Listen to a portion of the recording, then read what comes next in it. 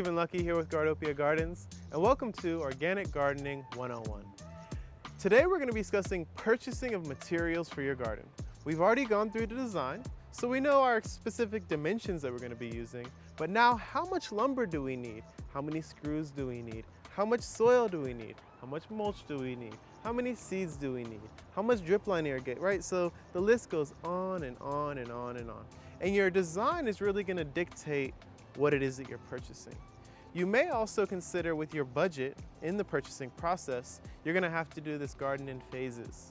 You may not have the $1 million that you need to build that garden 100% year one. So you might do phase 1, phase 2, phase 3, phase 4 over a succession of seasons and years, right? Gardening is an eternal process, cyclical, it continues going over and over. And even once your garden is built, you're gonna have to remember that things do break down over time and you're gonna have to replace. But today we're gonna give you a simple opportunity to see what we would do as far as calculations, calculating budget, and then doing a shopping cart or a list on HomeDepot.com or Lowe's. I would encourage you to shop local, so if there's a local hardware store that you can go to and work with, please do that. But for logistics and ease of use, we're gonna do this on the computer on one of the big box stores. So now, let's go to the computer. Now taking from what we learned last time about design, we're gonna apply that to our budgeting and purchasing process. Let's say, for ease of use, that we are going to use a standard 4x8 garden bed. And we're gonna use 2x12 untreated pine.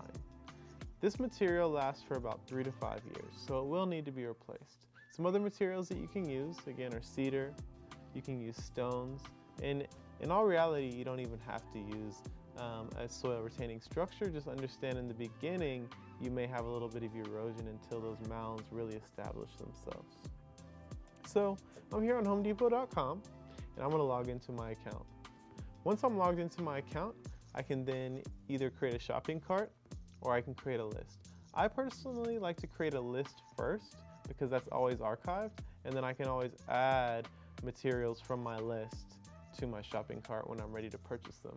And we talked about doing phases, so make one big list and then you're able to break that up into smaller lists based off of what you can afford at the time. You can add that to your shopping cart. You can also delete them from a shopping cart and make a copy. That way you say, hey, I purchased all this in phase 1 and this is what I still have left, and go from there. So let's go ahead and, just for your sake and ours as well, we're gonna make a shopping cart for a 4x8 garden bed. So I'm gonna go ahead and click on 2x12 pine. All right, we'll do 2x12 lumber.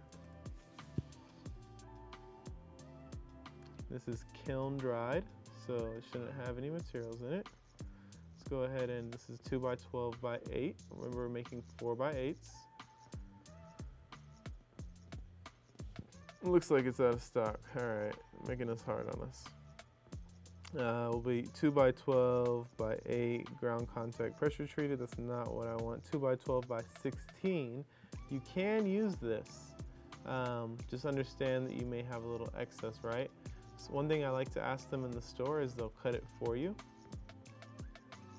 So you could get this 16-footer, which might be a little cheaper, but then you can have them cut it for you into the pieces that you need. So if we're doing a 4x8, then that means we have 8 feet on each side. So that's 16 right there. And then we're gonna have 4 feet and 4 feet, so that's another 8. So if we buy 2 of these, then we're gonna have an excess 8 feet for a future project. Or the other option is buying 3 8-foot pieces, and you'll have 2 8-foot pieces for the outside. And then for the end caps, you can cut that 1 8-foot piece in half. I also like to put 3 screws on the connections, or the corners, right? So 1, 2, 3 times that by 4, that means I need 12 screws. Now, again, if you go to a local hardware store, you might be able to buy 12 screws. If not, you may need to buy just a 1-pound box. So let's go ahead and look for that. And I like to use 3-inch wood screws, or they're also known as decking screws, just because that can get you a nice tight hold.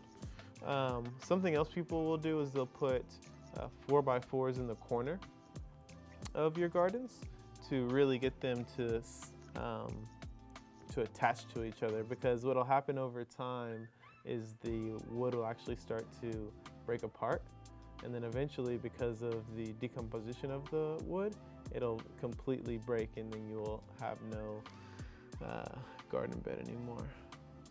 Easy, add to cart.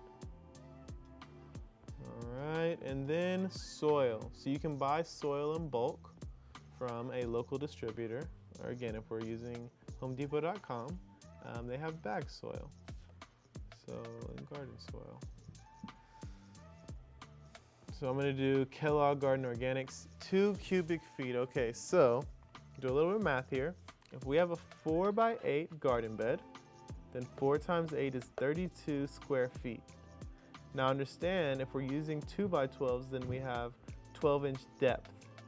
So that means we have 32 cubic feet of space or volume in our garden. So we need 32 cubic feet of soil. These soils comes in 2 cubic foot bags, which means 32 divided by 2, we need 16 bags. So we have soil, we have wood, we have screws. You may need tools, of course. That's sort of a precursor for all of this. A drill, if you wanted to use nails, and a hammer is another way to go about it. Let's go ahead and get those 4x4. They have 2x4s. I want to make this hard on me. Ground contact, pressure treated, pressure treated, pressure treated. Again, we're trying to kiln dry. There we go, untreated. This is an 8-footer. So I only need one of these, because if I'm going 12 inches, then that's a foot per side. And that means I need 4 feet. I'll have a little bit of excess. You may be able to buy 4-foot 4x4s, but I think the smallest I've seen is 6-footers. Seeds or plants. So I'll do a little bit of both. Vegetable and herb seeds. Here we go. You can add zucchini, you can add broccoli. Now, some stuff may be in season, some stuff might not be in season. And again, we're not gonna be able to fit everything in this 4x8. You need to plant appropriately, understanding that each plant is gonna take up a certain amount of square footage. And so something like a squash could take up 4 square feet, and something like a carrot, you can plant 10 carrots in 1 square foot.